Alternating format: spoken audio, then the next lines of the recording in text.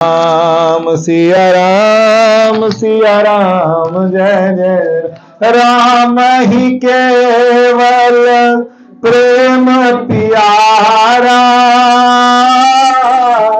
जान लई कोई जान न हारा।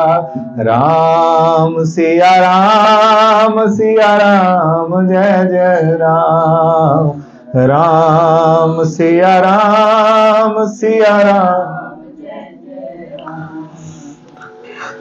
आंटी नहीं आई निर्मला आंटी? एक शब्द पहले पकड़ेंगे, उससे 3 अलग अलग शब्द रखेंगे और उसके बाद उसी की चर्चा करेंगे। ऐसे कौन से एक शब्द? आश्रय समझते हैं? आश्रय, तो हम किसके आश्रय? पंजाबी में थोड़ा और यूपी में जाके हम बोलते हैं आश्रय। तो हम किसके आश्रय? अब सब बैठ के सोचो कि हम किसके आश्रय, हमारा आश्रय क्या है? गंभीर है थोड़ी चर्चा, पर आज बैठे भी सब गंभीर लोग हैं और गंभीरता से इस बात को सोचते हैं। एक हफ्ता फिर छुट्टी हो जाएगी, जो पकड़ना है आज पकड़ते हैं, फिर एक अगले हफ्ते से फिर 15 दिन को बाद जाएगी, 14 दिन। तो थोड़ा सा समझते हैं आश्रय क्या है। पैदा हुए तो किसके आश्रय थे? मां के आश्रय थे। थोड़े बड़े हुए तो किसके आश्रय हुए? पिता के आश्रय। अगर स्त्री है तो फिर शादी हो गई तो किसके आश्रय? पति के आश्रय। पतिदेव चले गए तो फिर किसके आश्रय? बच्चों के आश्रय। आसरा हमने, जीव हमेशा क्या ढूंढता है? आश्रय ढूंढता है। ढूंढता है कि नहीं ढूंढता आश्रय? कभी कभी प्यार से बोलते हैं हम तो तेरे आश्रय, हम तो तुम्हारे पंखों से उड़ रहे हैं। बच्चों से बोलते हैं तो हम क्या बोलते हैं? कि हम तुम्हारे पंखों पे उड़ रहे हैं।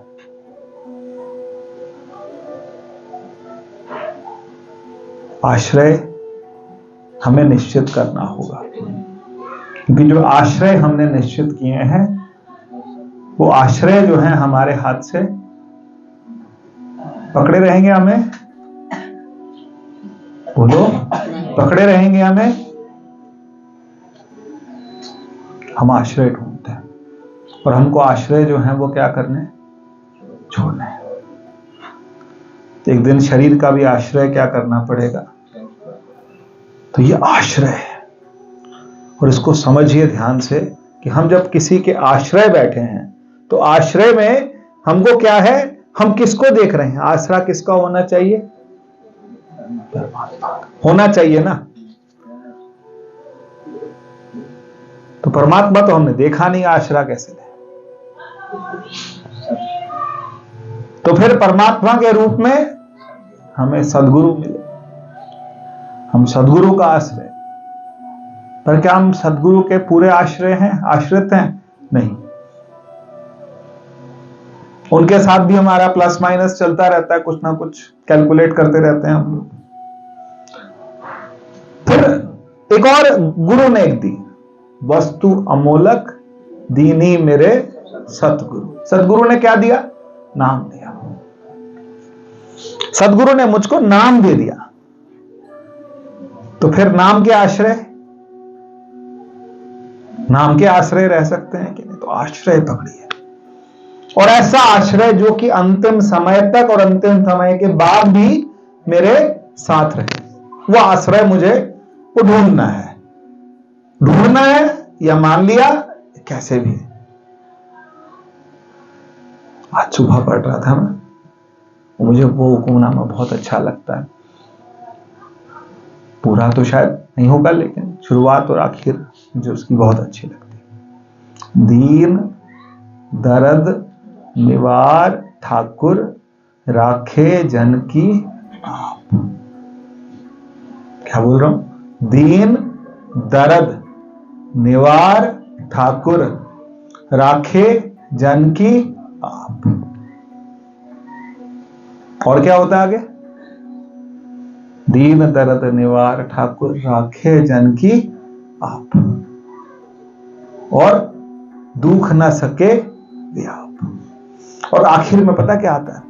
आखिर में बहुत प्यारी लाइन आती है। आखिरी लाइन को दिवाली से जोड़ दूंगा। आखिरी लाइन,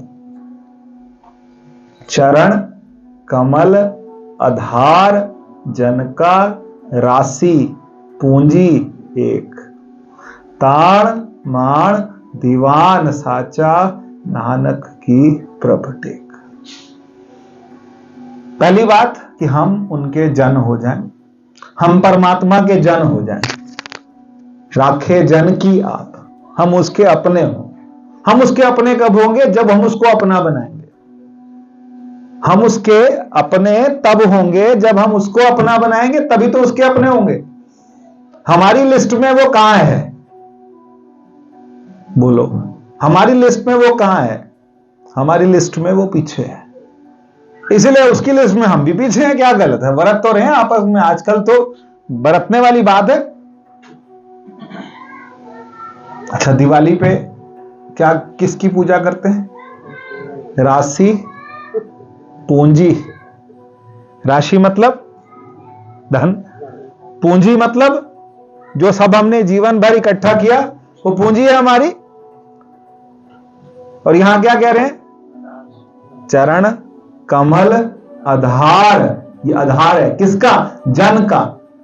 शुरुआत भी जन से की थी, आखिरी भी जन से करें। दीन दर्द निवार ठाकुर राखे जन की आप, राखे जन की आप। और आखिर में क्या बोल रहे हैं? आखिर में भी बहुत सुंदर बोल रहे हैं। क्या बताया गुरुदेव? चरण कमल आधार जन का राशि पूंजी एक। क्या बोला? चरण कमल आधार जन का राशि पूंजी एक। तो राशि भी मेरी कौन है? नाम है।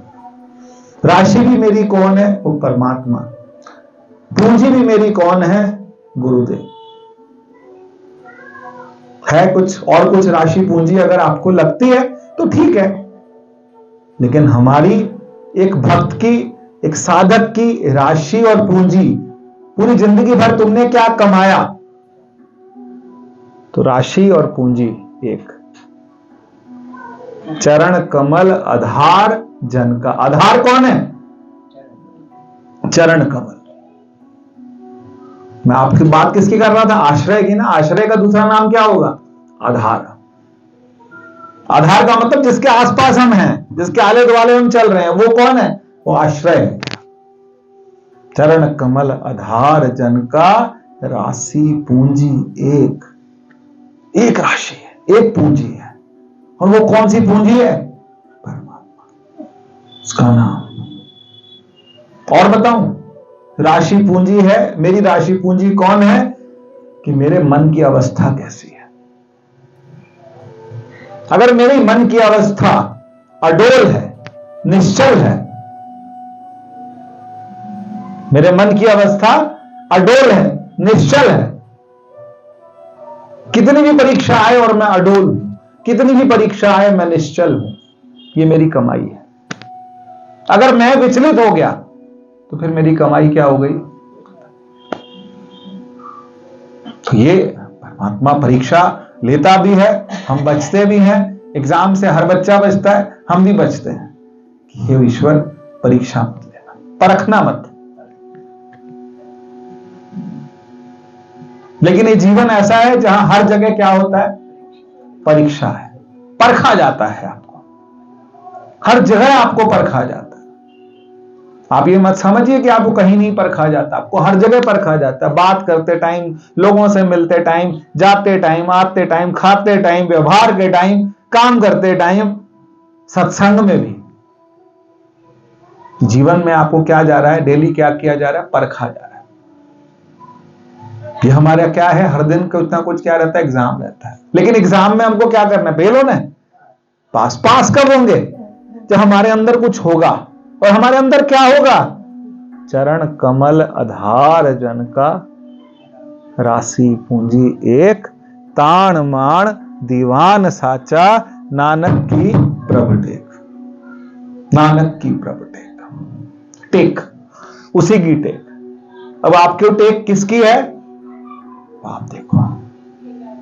और अगर किसी और की है ना, सबको है, किसी किसी की नहीं है, तेरे को देख के। यहां तक कि मतलब देखिए ना, अगर अपने बेटे में गुण नहीं नजर आते तो पोते में देखते हैं।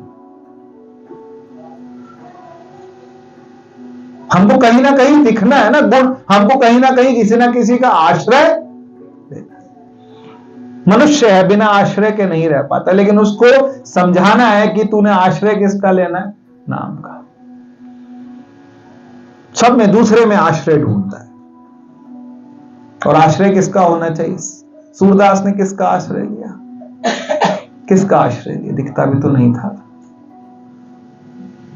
मेरो मन अनत कहां सुख पावे, जैसे उड़ी जहाज को पंछी पुनि जहाज पे आवे। वो कहते मेरा मन कहीं और सुख नहीं पाता।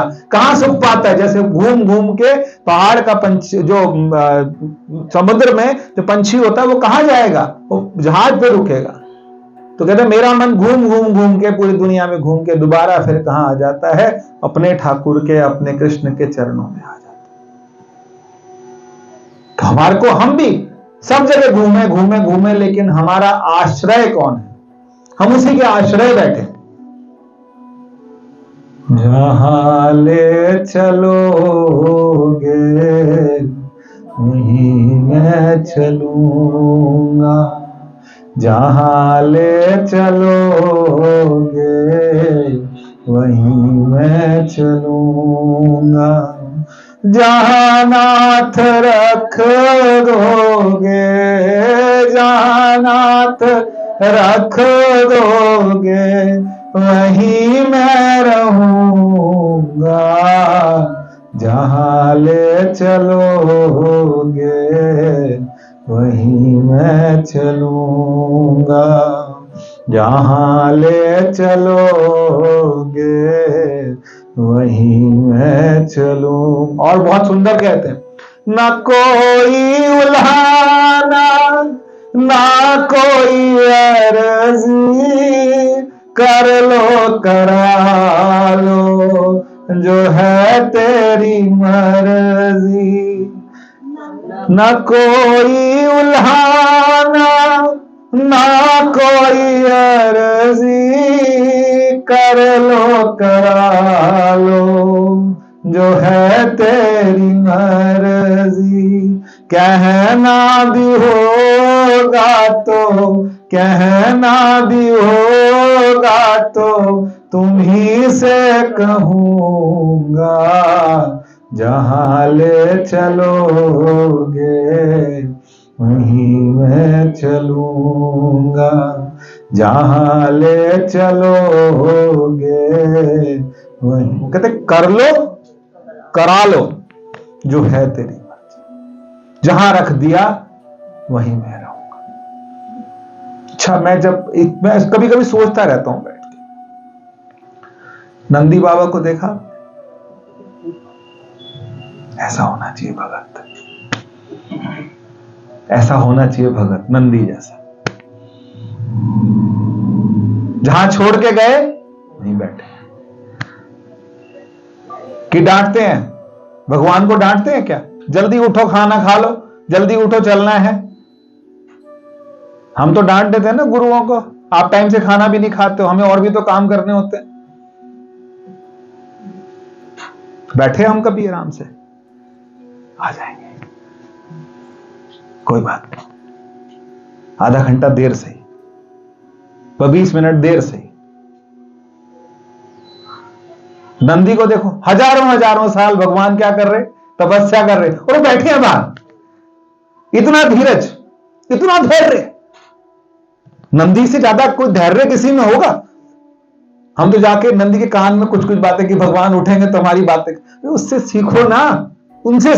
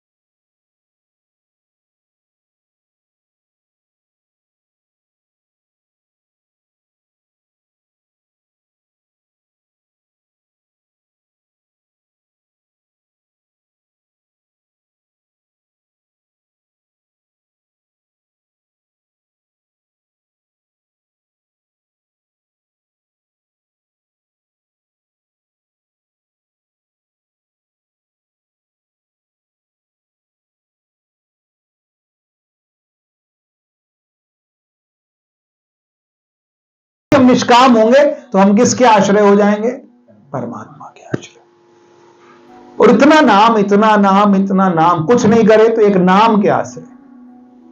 पुराने लोगों के नाम होते थे ना, राम आश्रय। कभी कभी कोई मजदूर मिस्त्री आपके घर में कोई ना कोई आता होगा, राम आश्रय। तो राम आश्रय का मतलब समझा कि नहीं? राम आश्रय। किसके आश्रय है वो? किसके आश्रित है उसका जीवन? राम के आश्रय। आश्रय हो। और दूसरा क्या हो? निष्काम हो।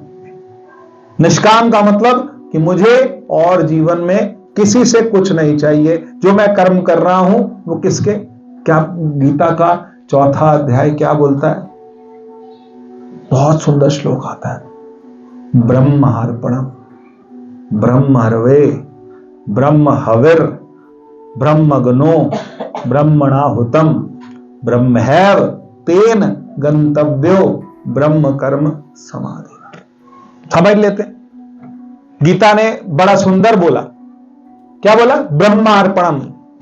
जो हमने किया वो किसके अर्पण? ब्रह्म के अर्पण। ब्रह्म का मतलब क्या हुआ? परमात्मा। जो हमने किया वो ब्रह्मार्पणम।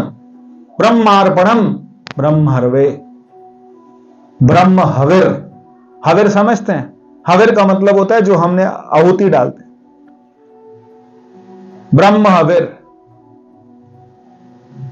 ब्रह्मार्पणम ब्रह्मविर ब्रह्मार्पणम ब्रह्मर्वे ब्रह्म अर्पणम और ब्रह्मैव तेन गंतव्यो। जो गया है ना, हम पितरों के पीछे देते हैं तो किसको जाता है? पितृ के पीछे जाता है। कि हमने पितरों के पीछे। गंतव्य क्या है? कहां तक पहुंचे? ये खाना हम डाल रहे हैं किसके पास चला जाए? ये पितरों के पास चला जाए। और यहां क्या कह रहे हैं? हमारे कर्मों का जो गंतव्य है वो कौन सा है? ब्रह्मैव तेन गंतव्यो। ये जितने कर्म है, ये जितना कुछ है, इसका गंतव्य क्या है? गंतव्य का मतलब समझते हैं? आखिरी। गंतव्य का मतलब जैसे गाड़ी जब जाती है तो कहां तक जाएगी उसे गंतव्य बोलते हैं। आपने देहरादून से कानपुर की ट्रेन पकड़ी है तो कानपुर जो ट्रेन जाएगी उसको आपने कानपुर क्या है? गंतव्य है, गंतव्य स्थान। ब्रह्मैव तेन गंतव्यो ब्रह्म कर्म समाधि। ब्रह्म को हमने क्या किया? अगर हम परमात्मा को अर्पित करते चले जाएंगे, हम सारे काम जितने भी हमने किए, किसी के लिए भी हमने काम किए, कर्म किए कि नहीं किए? अच्छा, हम लोग पढ़ाते हैं तो फीस लेते हैं कि नहीं लेते? लेते। पढ़ाने में हम फीस लेते हैं। और अगर मान लो कोई फीस ना दे तो फिर क्या करें? फिर जिंदगी भर लिखते रहें, जब ये बड़ा आदमी बनेगा मैं इससे पैसे लूंगा, मैं इसको सुनाऊंगा, मैंने तेरे लिए इतना किया, तू अब मेरे लिए पलट के कर। या फिर उसको हम क्या कर दें? ब्रह्मार्पण। ब्रह्म को मैंने क्या किया? अर्पित कर दिया। मेरा कर्म जो है मैंने किसको अर्पित कर दिया? ब्रह्मार्पणम ब्रह्मर्वे ब्रह्म हविर ब्रह्मैव तेन गंतव्यो ब्रह्म कर्म समाधिना। तो मेरा जो समर्पण है वो किसको चला गया? वो परमात्मा को चला गया। तो ये हमको क्या करना है? ये प्रैक्टिस थोड़ी थोड़ी करनी है कि आश्रय ढूंढना है अपना। और मेरा आश्रय कौन है? मेरा आश्रय परमात्मा। और मुझे वही आश्रय लेकर के चलना है। और अगर मैं उसी आश्रय में जीवन जीऊंगा तो मेरा जीवन कैसा होगा? वो परमात्मा को समर्पित होगा। और अगर हमने समर्पित कर दिया तो हमारा जीवन ठीक से चलेगा। तब हम किसी गंतव्य तक पहुंचेंगे। और अगर हम गंतव्य तक नहीं पहुंचे तो फिर दोबारा फिर क्या होगा? पुनरपि जन्म पुनरपि मरण पुनरपि जननी जठरे शयनम। फिर आएंगे इस जीवन में दोबारा से, वहीं से फिर वही साइकिल शुरू होगी। लेकिन उसमें भी जो आपकी स्थिति होगी ना, उस स्थिति से परमात्मा आपको आगे चलाएगा। हम जितने बैठे हैं ना, कोई कहे नहीं मेरी तो उम्र 60 है, कोई कहे मेरी उम्र 75 है, कोई कहे मेरी उम्र तो 50 ही है, कोई कहे मैं 55 की है, कोई कहे मैं 40 का हूं। उम्र शरीर की नहीं है। उम्र किसकी है? अध्यात्म के मामले में उम्र किसकी है? शरीर की नहीं है। अध्यात्म के मामले में उम्र है जीव की। उसने सत्संग कितना किया, उसके मन की स्थिति कितनी उठी है, उसका मन कहां पहुंचा है। आप मेरी बात समझने की कोशिश कीजिएगा कि उसका मन कहां पहुंचा है। आज हमारे मन की स्थिति अच्छी हो, हमने साधना करते करते अपनी कुछ स्थिति बना ली और हमारा शरीर छूट जाए। यही तो सवाल किया था अर्जुन ने, कि कोई भक्त भक्ति करता रहे और उसका शरीर छूट जाए तो फिर, तब भगवान ने कहा तेषाम नित्याभियुक्तानाम योगक्षेमम वहाम्यहम्। किसका मतलब क्या है? जो मेरे से जुड़े हुए हैं और आज उनका शरीर छूट जाए तो जब नया शरीर मिलेगा, कभी कभी आपने देखा किसी किसी बच्चे में बहुत लगन होती है। अभी आंटी रास्ते में बताई थी, बाबा बुड्ढा जी,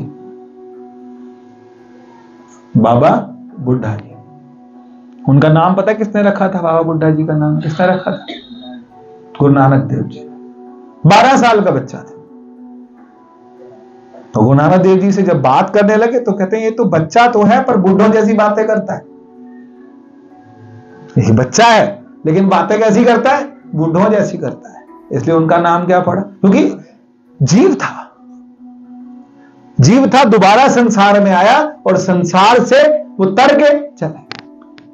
और अभी बता रहे थे आंटी की कितने गुरुओं की सेवा करी उन्होंने? 6 गुरुओं की सेवा करी। और 6ठे गुरु के सामने जब प्रणाम किया और प्रणाम करके शरीर छोड़ा, और गुरु जी ने क्या बोला? बधाई हो। बधाई हो क्यों बोला? बधाई हो इसलिए बोला कि हाँ, जहां आए थे वहीं क्या कर गए? वहां पहुंच गए अपने गंतव्य स्थान पर। ब्रह्मैव तेन गंतव्यो, ब्रह्म तेरा गंतव्य है, ऐसे समझ लीजिए। हमारा गंतव्य स्थान क्या है? हमारी जो आखिरी ट्रेन जो है वो कहां पहुंचेगी?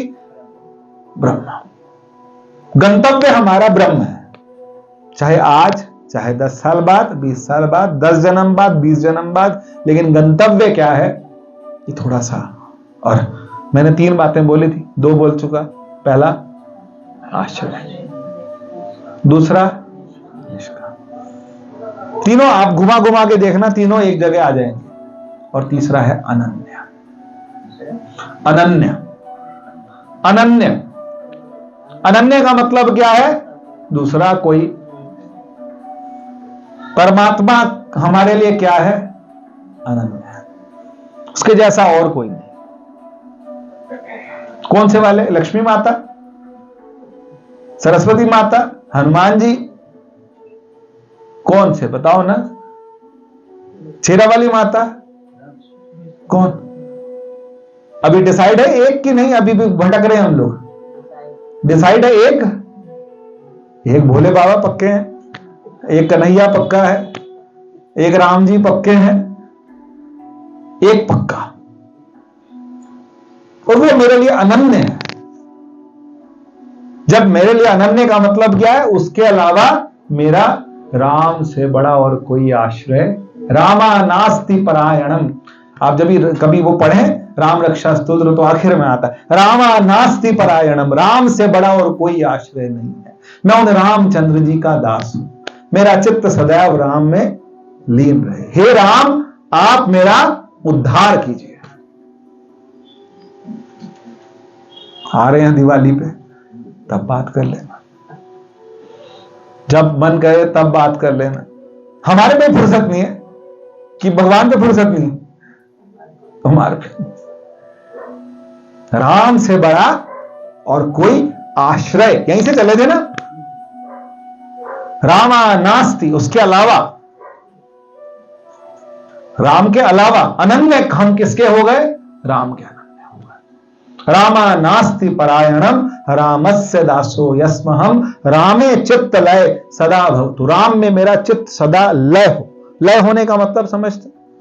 लय हो रहा हो। रामे चित्त लय सदा भवतु मे भो राम माम उद्धरा, मेरा उद्धार कीजिए। मेरा उद्धार का मतलब क्या? अभी मेरी छुट्टी नहीं। उद्धार का मतलब मेरे मन की स्थिति है। मेरे मन को आप क्या करिए? उद्धार कीजिए। इसके जो अवगुण हैं उनको धीरे धीरे क्या करिए? हटाइए। निष्काम, आश्रय, और क्या है? अनन्य। अनन्य हो जाए, हम परमात्मा के अनन्य भक्त हो जाए। हमारे लिए परमात्मा के अलावा सेकंड नंबर पे कोई नहीं, फर्स्ट नंबर पे कोई नहीं होना चाहिए। सेकंड पे तो सब है दुनिया, थर्ड पे सब कुछ होना ही चाहिए, लेकिन पहले नंबर पे कौन है? परमात्मा। और ऐसा नहीं समाज के सारे काम पड़े हुए हैं यार,